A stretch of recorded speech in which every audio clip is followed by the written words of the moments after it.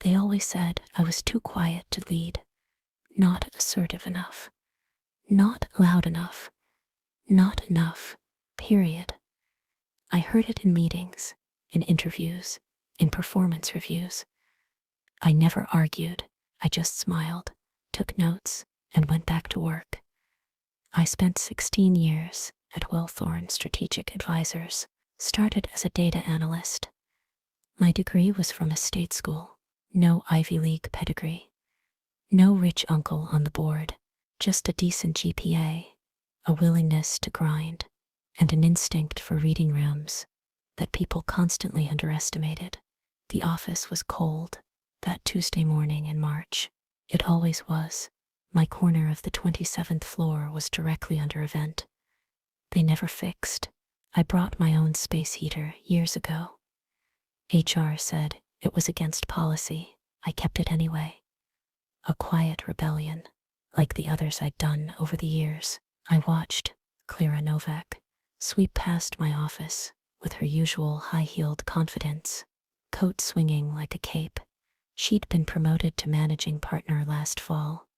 Everyone said it was because of her merger pitch to the Covries Group. What they didn't know was that the model she presented, every projection, risk analysis, and client retention map, was mine. I built it. She put her name on it, and I let her. I watched, I listened, and I let her think. I didn't notice. It wasn't the first time. There was a rhythm to how women like me were treated in firms like this. Quiet, capable, invisible, until someone needed numbers, discretion, or someone to blame. Then suddenly I was essential, but never promotable, never leadership material, never a visionary. That word was reserved for the men with expensive shoes and loud ideas, or women like Clara, who knew how to weaponize charm and proximity to power. My phone buzzed, calendar notification, 11:30 a.m., lunch with Graham. I exhaled. Graham Halstead, senior partner, my boss for 11 years, mentor, at first, then just another man who used my competence like a crutch. He loved to say, "You're the engine, Melanie. I just steer the ship," as if steering was the hard part. We met at the usual steak place 2 blocks from the office. He ordered his whiskey before the menus even hit the table. "You've been quiet lately," he said after some small talk. "Something going on?" I smiled. "Just focused." He nodded, pretending to care. "Good. Listen, I wanted to loop you in before the announcement goes out Friday. We're promoting Clara again. She'll head the new European Strategy Division." I nodded once. "Congratulations to her." He leaned in, lowering his voice like we were co-conspirators. "Look, I know she used your model. I know, but she's visible. She sells it. You're brilliant, Melanie, but you're not. Not flashy," I said, finishing his sentence. "Exactly," he said, relieved. "But we need people like you. You're the backbone of this place." I took a slow sip of water. "And you'll be leading a new task force under her. She specifically asked for you." Of course she did. When I got back to my office, the door was closed. That was unusual. I never closed it. A passive strategy. I wanted them to forget I was there until they needed something. But now I needed the door shut. I sat at my desk and opened the folder labeled Exit Strategy. I started compiling it a year ago, not out of anger, not then, just a quiet preparation. I copied everything, my models, my templates, my correspondence, every version history. I backed them up 3 ways, one in the cloud, one on a flash drive, one printed in hard copy, stored in a box under my guest bed at home. It wasn't about lawsuits or leaks. It was about proof. I also compiled emails, not the overt ones, the subtle ones, the ones where Clara forwarded my work to herself, deleted my name from the signature line, and presented it an hour later as her own. The ones where Graham referred to me as Mel, even after I asked him not to. The ones where clients praised my insight, only for leadership to deflect the credit. I didn't have a dramatic endgame in mind. I wasn't building toward a takedown. I was building toward freedom. By Thursday, the company buzzed with talk of Clara's promotion. I walked past the celebration prep in the break room, the gold balloons, the European pastry platters. I even congratulated her. She looked me in the eye and said, "Couldn't have done it without you, Mel," and walked away. That night, I went home, poured myself a glass of wine, and reviewed the final version of a file I hadn't touched in 3 months. A market strategy proposal for Hembrian East, a mid-sized competitor that had been struggling to break into healthcare consulting. I wrote it during weekends last summer. Speculative, clean, original. I uploaded it to my private website, locked but shareable. I drafted an email. Friday morning, 8:03 a.m. I sent it. By 2:17 p.m., I had a meeting booked with the COO of Hembrian East. By 6:45 p.m., I had an offer, not just a role, a partnership. They needed someone to build their new healthcare vertical. My proposal laid the foundation. My reputation, quiet though it was, preceded me in the right circles. The offer was generous, the freedom was greater. But I waited. I watched the announcement go out that afternoon. Clara beamed in the group photo, standing next to Graham, who was already taking credit for mentoring 2 generations of visionary leadership. I declined the invitation to the rooftop toast. Instead, I sent a 2-line email to HR at 6:02 p.m. I am resigning effective immediately. I have copied my personal files from my work machine and left company property in my office. No fanfare, no drama, just a clean exit. I didn't attend the going-away coffee they scheduled for Monday. I didn't respond to Clara's "We'll miss you" text. I didn't explain myself to Graham, but I did one thing. 2 weeks after I started at Hembrian East, I published an op-ed in Consulting Weekly. It was about credit, invisible labor, how firms rise on the backs of quiet excellence, then reward the noise. I didn't name names, but the industry knew. Clara's name stopped appearing on conference panels that year. Graham was asked to transition out 6 months later. I wasn't behind it directly, but I didn't need to. They built their success on a woman they refused to see. I didn't take revenge. I just took the one thing they couldn't imagine I'd claim, myself. The first week at Hembrian East felt like breathing. After years of holding my breath, the office was smaller, the ceilings lower, the coffee worse, but the air was mine. I didn't have to shrink into it. No one asked me to. They gave me a team. 10 people. Young, eager, raw. Not one Ivy League degree among them. I liked that. I saw pieces of myself in all of them. Sharp minds, dulled by places that didn't see their worth. I didn't give speeches. I gave them work. Real work. Strategy, implementation, ownership. I gave credit loudly and often. Within 3 months, our division signed 2 clients Wellthorne had chased for years without landing. I didn't mention that fact, but others did. By the 6th month, the industry buzz got louder.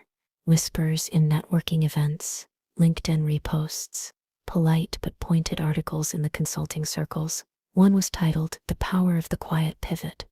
Another, "What Big Firms Could Learn from H&E's Healthcare Ascent." Clara saw them. I know because she emailed me. Subject line, "Coffee," no message in the body, just that one word. I didn't reply. Instead, I printed the email and pinned it inside my office cabinet. Not as a trophy, as a reminder. One afternoon, about 8 months after I started, my assistant forwarded me a strange request.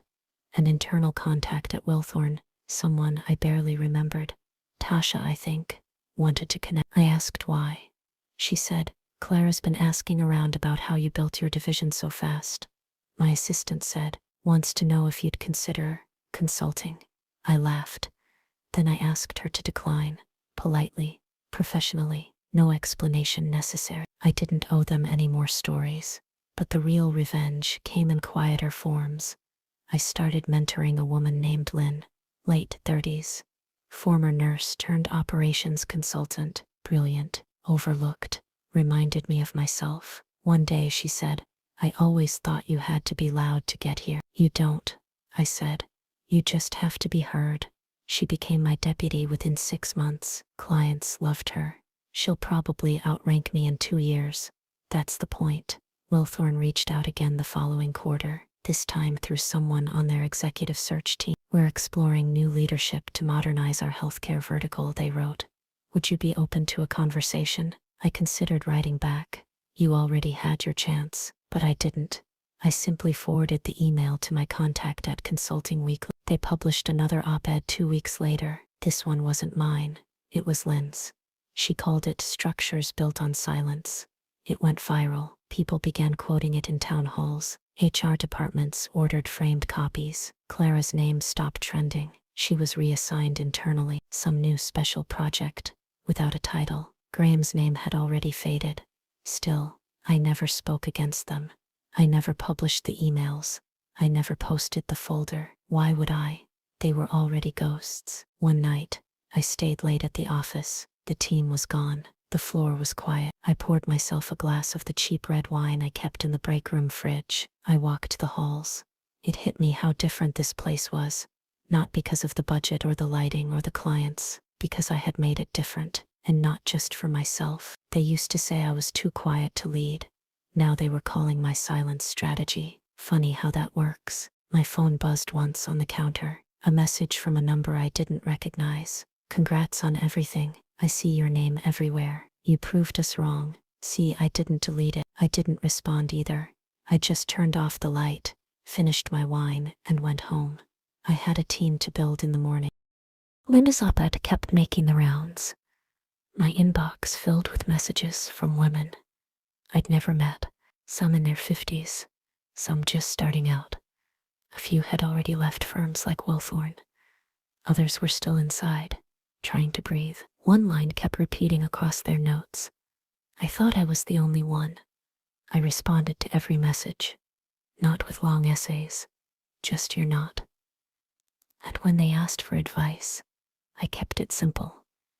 Build receipts, watch the patterns, save everything. Wait for the moment when you're ready, not angry, not reactive, just ready. Then walk. The head of HR at Wilthorne reached out a third time, not to me directly, to H&E's general counsel. They claimed I had taken proprietary data. They wanted to review my client files. I sat across the table from our legal team while they laid it out. You didn't take anything, right? Our counsel asked. I slid a flash drive across the table. What's this? Every original file, timestamps, version histories, all created outside of Wilthorne, all on my own time, all mine. They ran the audit. It was clean. The threat dissolved. But something more interesting happened. Wilthorne didn't know I'd been documenting their behavior for years, and now they weren't sure how much I had. That uncertainty, it scared them more than any lawsuit. I never needed to use the folder. Just having it was enough. Meanwhile, at H&E, things moved faster. By year 2, we expanded into 4 new markets. I promoted Lynn to co-director. Our team grew to 35. We became the firm's most profitable division. They asked me to join the executive committee. I said yes. During our first leadership offsite, they handed out a deck with all the bios. On the last page, they'd listed key leadership pillars. Mine was third on the list. Invisibility is not a performance strategy. I didn't write it, someone else did. But they'd been listening. After the meeting, I went for a walk by the lake near the lodge. It was late. Crisp wind. Quiet. I called my mother. She picked up on the second ring. You never call from work trips. I'm not on a work trip. I said, I'm running the work trip. She laughed, then paused. So you finally got what you wanted? No, I said. I finally became who I already was. The rest of the world just caught up. There was silence. Then I'm proud of you. It wasn't the first time she said it, but it was the first time I believed it. When I got back to the office the following week, Lynn had set up a new mentorship program. She called it Project Anchor, designed for women in mid-level roles who felt stuck, who were passed over, sidelined, muted. Want to lead one of the cohorts? She asked. I shook my head. I want you to lead them. She blinked. Me? You wrote the op-ed, didn't you? She smiled. Guess I did. We launched the program in September. Applications flooded in. Stories that mirrored mine. Same insults, same patterns, same missing promotions. But none of them wanted revenge. They just wanted recognition. One of the applicants wrote, "I'm not angry. I'm just done waiting." That's what stayed with me. I never needed to take anyone down. I just needed to rise without asking permission, and then hold the door open behind me. Year 3 at H&E marked our first acquisition. A small, sharp analytics firm out of Chicago. Woman-owned, undervalued. I led the integration at the first joint meeting. Their founder, Lori, walked in with that look I recognized instantly. Guarded pride. She had built something in a world that expected her to fail. She scanned the room like she was waiting for the first man to speak over her. I didn't. Instead, I slid the agenda across the table and said, "You're leading this part." She blinked, then nodded. 30 minutes in, she relaxed. By the end of the week, she'd emailed me one line. "I didn't know people like you existed in rooms like this." I wrote back, "That's what they used to say about me." We kept building. Meanwhile, Clara finally left Wellthorn. She launched a consultancy with 2 former partners, flashy branding, big promises. I heard it made a splash at first, then faded. No real structure, no backbone. Graham joined some board, retired into a LinkedIn feed of nostalgic posts and empty leadership quotes. I didn't feel anything about it. Not satisfaction, not pity, just distance. The story had moved on. I got invited to speak at a leadership summit later that fall. Not my style, but Ling nudged me. "People should hear you," she said. I stood on a stage in San Francisco, 400 people watching, and told the story, not of betrayal, but of becoming. I didn't name anyone. I didn't need to. I ended the talk with this. They said I was too quiet to lead. They were wrong. I didn't need a louder voice. I needed a longer memory. Afterward, a line formed. Young consultants, seasoned execs, people with questions, resumes, notebooks filled with scribbles, but one woman stood at the back. She didn't approach right away. She just watched. When the crowd thinned, she walked up. "I worked with Clara," she said quietly. "I remember when she took your model." I said nothing. I left Wellthorn because of that. Started over. It was hard, but watching you now, it helps. I nodded. "That's why I told the story." She smiled. "You didn't get revenge. You got better." She was right. Revenge was never the point. I didn't want to be seen by them. I wanted to see myself. 1 month later, we finalized our second acquisition. A boutique leadership firm focused on mentorship and team development. They had a phrase on their homepage: "Growth isn't loud, it's persistent." We made it our division's new motto. I printed it on the wall, across from my desk. Next to it, I framed something else. My very first performance review from Wellthorn. "Melanie is reliable, but lacks leadership presence. Sometimes the best revenge is letting them become your footnote, and sometimes it's never having to say their names again." I turned 47 the same week we closed our 4th year in the black. H&E's board approved a full equity package for executive leadership. My name was the second signature on the final document. That Friday, Ling surprised me with a quiet celebration. No confetti, no speech, just my team in the lounge, clinking glasses, smiling in that tired, proud way that only comes after a real win. Someone toasted, "To the woman who made room for all of us." I just lifted my glass, no words. They already knew. Later that night, I sat alone in my office. The city lit behind me. I opened a drawer I hadn't touched in 2 years. Inside was the old folder, the one with everything. Emails, reports, names, proof.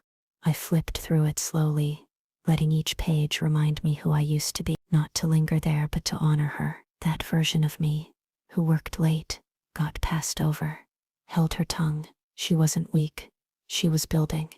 When I reached the last page, I tore it out. Then I walked to the shredder. One by one, I fed the documents through. A clean cut, no ceremony, no bitterness, just clarity. By the time I finished, the folder was empty. I didn't need the evidence anymore. I was the evidence. Outside, traffic hummed below. In the distance, the skyline blinked with the quiet confidence of a city still working. I thought about all the women I'd met since I left Wellthorne. The ones who emailed, the ones who spoke up, the ones who walked out. We weren't angry. We were awake. That's the thing no one tells you about subtle revenge. It doesn't always look like payback. Sometimes it looks like peace. A few weeks later, I got another message. Anonymous sender. No subject line, just a link. An article. What happened to Wellthorne's reputation for talent? It chronicled the exodus, the drop in innovation, the missed opportunities. No single scandal, just a slow, visible erosion. I didn't forward it. I didn't comment. I just bookmarked it under a folder called Ghosts, and then I closed my laptop and got back to work, because this story, my story, was never really about what they took from me. It was about what I built when they stopped looking, and it still is.